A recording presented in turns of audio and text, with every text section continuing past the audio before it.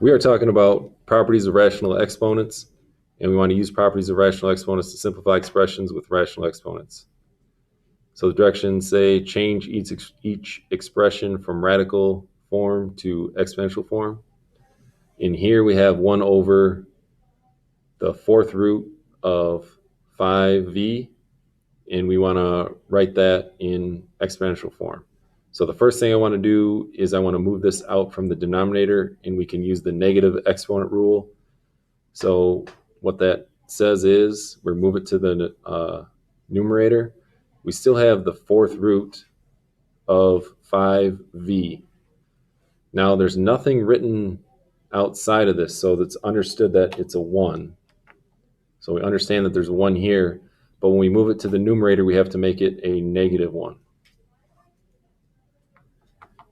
So now that we have it here, we can rewrite it in exponential form. We still have the 5v, and we want to raise that whole thing to the negative 1 power, and anything that is the index number needs to go in the denominator. And so 4 goes in the denominator. And so 5v raised to the negative 1/4 power is the same as 1 over the fourth root of 5v. The next one that we have is we have 1 over the third root of 6n squared, the whole thing squared. And we want to use the negative exponent rule again. So when we use the negative exponent rule, we want to move it, we want to move the whole thing to the numerator, and the 2 becomes negative.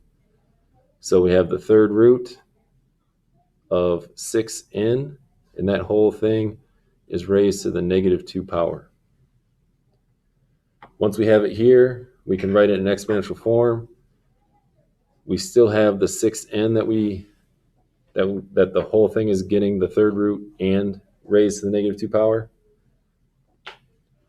So it's raised to the negative 2 power, and anything that's written on the index has to be written in the denominator.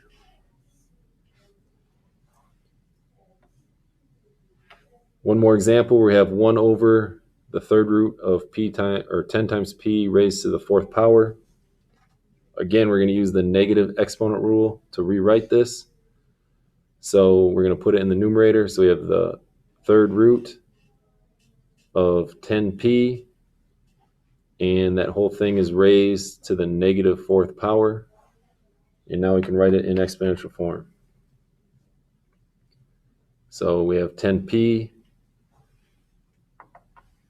That is going to be raised to the negative 4 divided by our index, which in this case is 3.